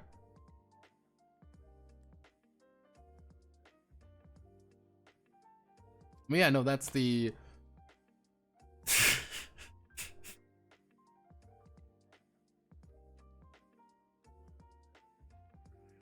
Yeah, no, good times. It's, that's what we're, like... What do you think Iraki's gonna do? What do you think Iraki's gonna do when he finishes JoJo? Iraki's going to retire with his millions of dollars. And he's going to be like, damn, I'm a multi-millionaire based off a super franchise I created. And he's just gonna laugh all the way to the bank. Like, he could have quit after part 6. He could have quit after he could have quit at any time. He's a multi-millionaire. He can do whatever the fuck he wants. Araki is perfectly happy. Like, he is doing this because he actually genuinely likes writing JoJo stories. Ow.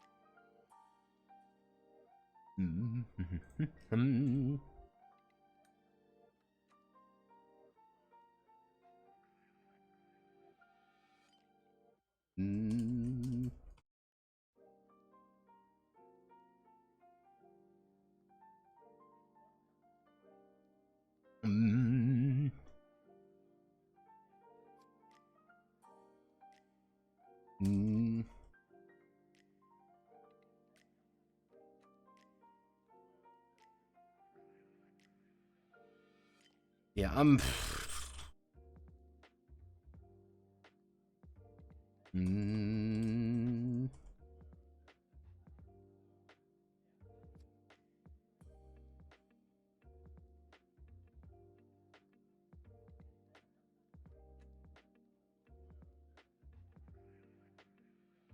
we're gonna go behind. We're going to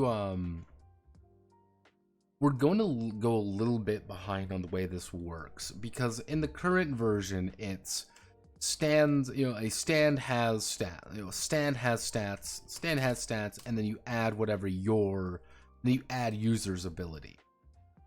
So a stand might have a 3d6 technically, and you add whatever your ability is at the end of it. Don't think that's correct. But if we go on the other hand, that we have the user's ability, which is where our majority of our dice are going to be.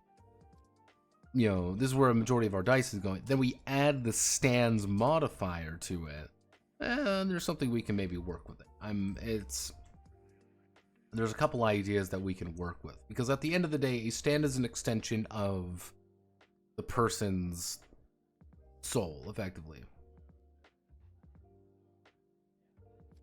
You just work with Gucci and all those fancy fashion brands if you want. Yeah, like, it's not like JoJo's like this like little known like franchise. It's a multi-million-dollar super franchise that they're gonna keep making money out of. For fuck's sake, they made a fucking musical out of it. Let's see if we can find the Phantom Blood musical. Let's see, I'm curious.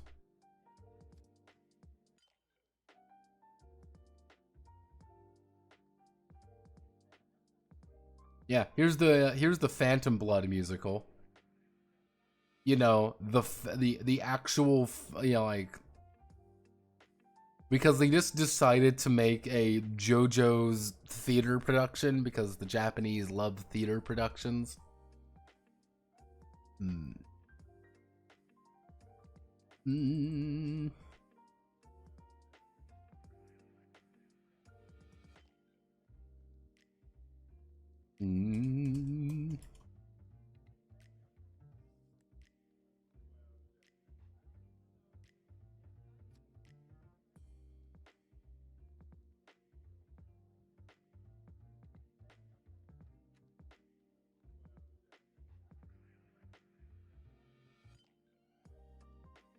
Yeah, like, it's not like JoJo's not doing well. JoJo's fine. JoJo is doing fine itself. JoJo is doing perfectly fine for itself.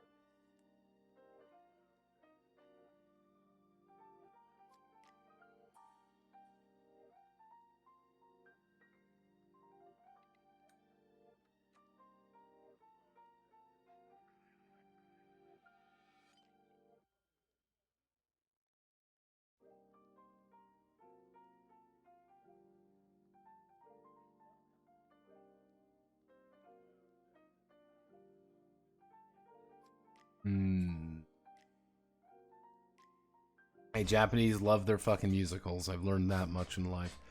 So, I mean, the basic premise is simple enough, right? Oh no, I'm doing some JoJo stuff. There is a problem. Let's solve the problem. and we're trying to create secret actions and actions to figure it out and make calls on like, okay, this is your special, this is the bizarre field, this is like what your power actually is, this is the situation. I mean, if we really want it to be, at the end of the day, the bizarre field is just an information game. So we need a method like currently the idea of monologues is you like just making a call effectively, or like, well, I'm just going to make a call against you to say this. I think there should be a better way to actually figure that out.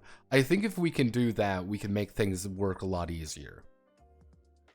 Rather than it being very loosey-goosey, the idea of, I need to get information. I need to do something. What am I doing? What am I trying to figure out? Well, we know who the stand user is. That's one step of the fucking equation at the end of the day. We know who the stand user is. Are we understanding what their stand is doing?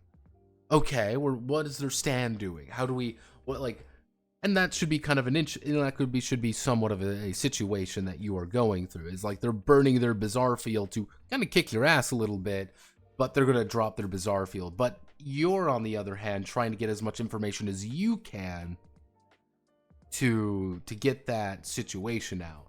Like, hey, wait a second. I know you're trying to do this. You're trying to make a call on this or whatever. And that's where we can also tie those secret actions into, which we can make an information system based off of that, being like, oh, hey, I think you are a direct attack kind of stand. I think you want to punch me in my face by getting close. I need to figure out your special ability. And at the end of the day, as long as we could break down what a character is, we can make it work. Like, who is the character? Who is actually attacking us? That's step fucking one. That is like the most quintessential thing in the world to figure out who is actually trying to kill us.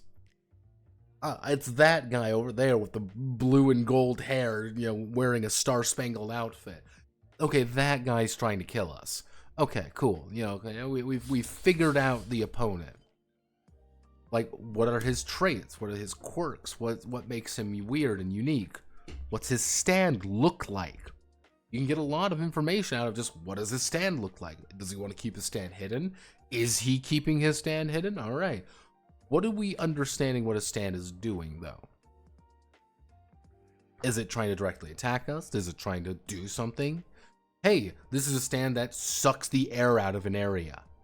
That's all it does. It just sucks the air out of an area. And you start suffocating. Well, that's a lot of good information that we know what it is. We're suffocating currently, but, we know that now. And the idea is that you're trying to kind of reactively defend yourself, proactively trying to understand it, and actively attempting to defeat them. So it's like, to break that bizarre field, it's a game of information. You want to get as much information as you can right away. How do we get that information right away, though? That's where the secret comes in. I'm leaning toward the additive system. I'm leaning toward that. Doing this part, as long as I get the core, if I get this part done, because I think that's the secret here. That's the secret. If I can get this done, we can add stands effectively later. Like, stands are, because remember, stands are an addition to a basic story structure. This is a story of X. Now we have JoJo stands in it. All right, this is easy. We've added something. We're adding a unique element to the story. This is a gangster movie at the end of the day. However, this is a gangster movie where everyone busts out fucking, magic stands every now and again. That's where as always, letting the complicated part to the end. Hopefully it shouldn't be complicated. The problem is, again, as I was kind of saying, stands can cover such a wide variety of different abilities and powers and concepts. You're like, oh man, what's this stand do? Well, it shrinks people. That's all it does. It shrinks people. That's not necessarily a like a combat stand, right? Can't punch you to death. On the other hand, you know, I'm, you know, 2 feet tall. That's going to be a lot different than if I'm like anything else. And it's all about what do characters do in the situation. A stand, at the end of the day, is just a special ability that characters have to solve a basic problem. This is how we create our problems. How do we defeat the serial killer? We defeat the serial killer by finding him out, by learning about his things. We find out everything we need to do, and then we confront him. Except we confront him with the ability to rewind time or whatever. Because you get things like part 5 JoJo, for example. Like, if we look at all of the Joestar team. If we look at, like, the Joestar team here. Like, he just has the ability to effectively review events. Oh, I didn't mean to hit that button. He has the ability to review events. Alright, I can make zippers. I can do everything. I create gas that kills people. I have a little plane. I have Sex Pistols that can shoot. I have a gun. At the end of the day, you want to know what his power is? You really, it's, he shoots a gun. That's his power. He shoots a fucking gun. There's nothing fancy about Mista's power. Mista just brings out a fucking gun and shoots you.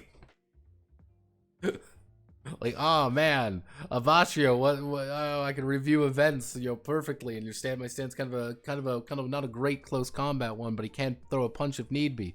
What do you do, Mista? I shoot you with a fucking gun. Like,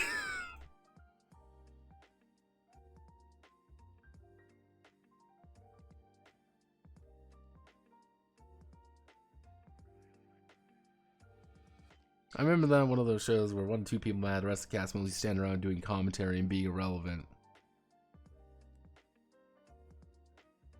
It's usually the structure is it's like 1 or 2 of the JoJo team do something while the others are being threatened or being under duress. That's kind of the idea.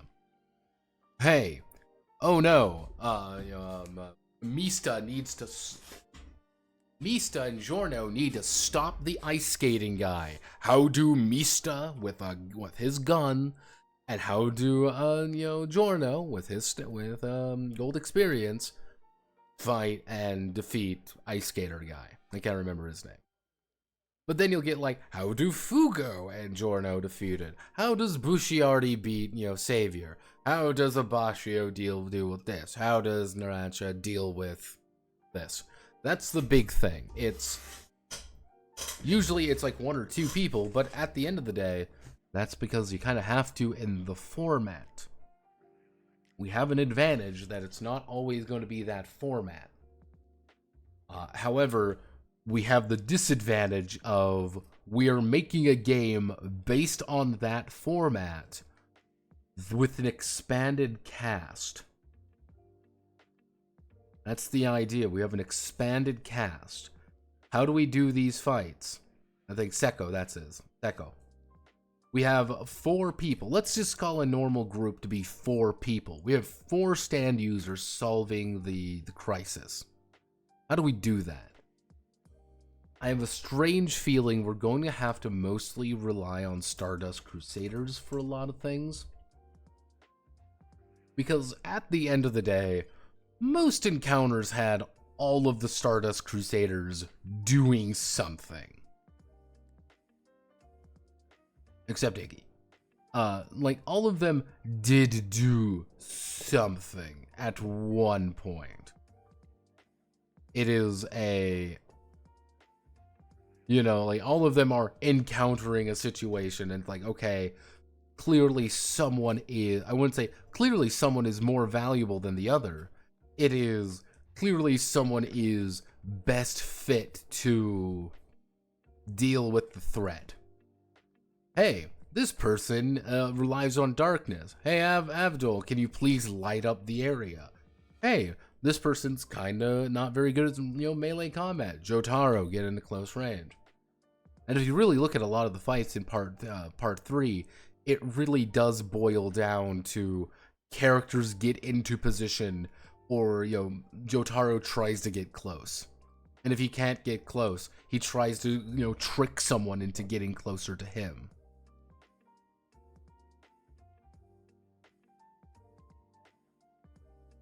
Like, at the end of the day, that's what a vast majority of the fights boil down to.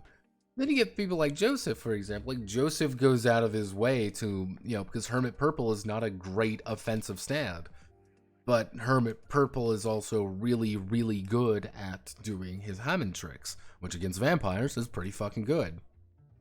And that's what he does a lot of the time. He does tricks. He is tricky. He makes gamuts being like how he dealt with Empress, for example. So yeah, it's... Can you make a Hammond user that's relevant? That's always kind of the one big issue with making a Hammond. It's like, I just want to play a Hammond user. I just want to play a spin user. I just want to play anything but a stand user. The problem with that is that stands are invisible to a non-user and effectively uncounterable to a non-user. That one, like, stipulation, it's amazing how much that one stipulation changes the nature of adding in those characters. And this is always that white whale when it comes to playing anything like that, is that, like, some people that aren't stand users, no, if I remember correctly, only stand users can see them, like, only stand users can see them, but people with supernatural sense can perceive them, if that makes sense. Like, you understand that this person has a stand, but you don't understand what it is. Jotaro can see the world.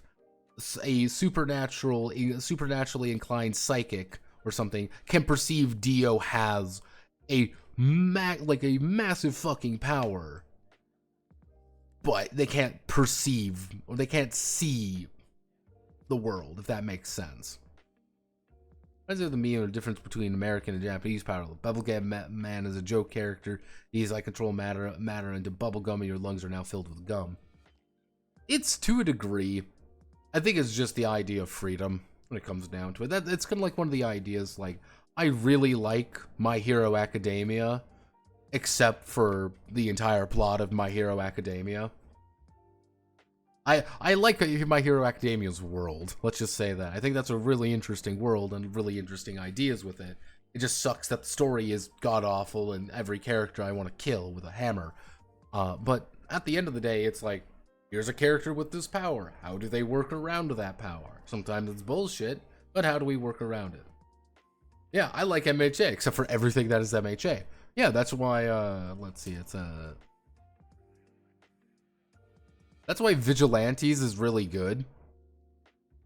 Because Vigilantes actually plays to the concept way better than the actual main story, because it's just people doing things. That's kind of the idea, is like, it's people with powers doing things. That's the big, you know, the catch there. Like, how do I have the ability to do X, how do I get around this situation? I have the ability to do Y, how do I get around this situation? While a lot of the main series is Deku solves the problem because he learns that he has four more brain cells this week. And that's why I get really annoyed with him. Yeah, that's kind of the idea there. That's the...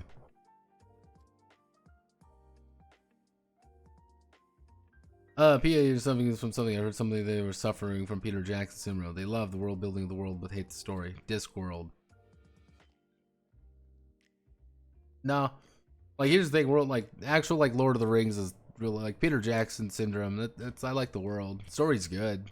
Still works. Discworld the same way. Story's good. It's... Yeah. Oh, God. It's 10:46 and I haven't read the script for tomorrow's video. Shit. Okay. I'm gonna call it here.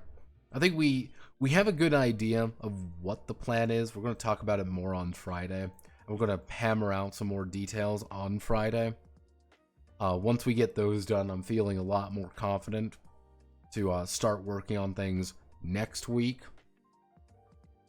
Do we have anyone? Do we have anyone fun and exciting at these midnight hours? Midnight pretenders. Let's see. Do we have anyone fun and exciting? Can we fix anybody? Can we fix them? You look cute and or funny.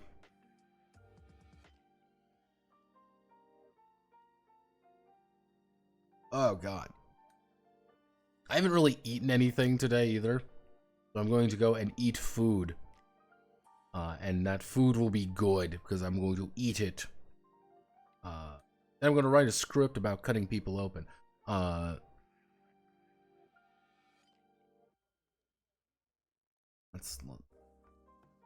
off, Starbucks.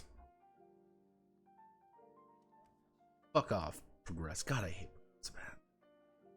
It's funny how I've learned to like hate Progressive ads. I used to actually find them endearing in a weird way, but like the more I see Progressive ads, the more annoyed I get with them. Sleepy is live. Yeah, Sleepy's live.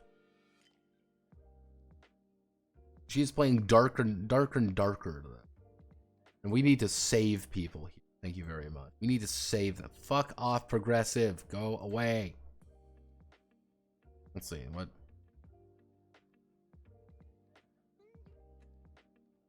Are you having an emotional breakdown? Let's play this game.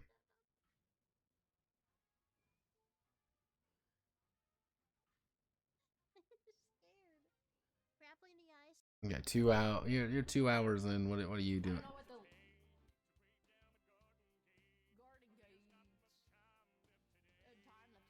Nope. I can't fix her. Let's see. Do we have anyone else fun and exciting? I don't support Final Fantasy streamers.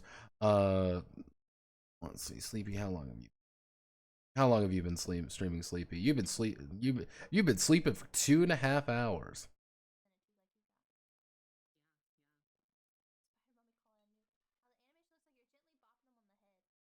No, you're talking about car insurance company or political movement? Progressive, the car insurance company. Yeah, we'll hit Sleepy. Why not? We'll invoke those numbers. Let's hit someone with some big lig energy. All right, everyone. Godspeed. Let's hit this button. I'm gonna raid. We're gonna be all cool. Everyone be nice to Sleepy. We're all cool. Ow, God. Oh, Jesus. Lord Almighty. All right.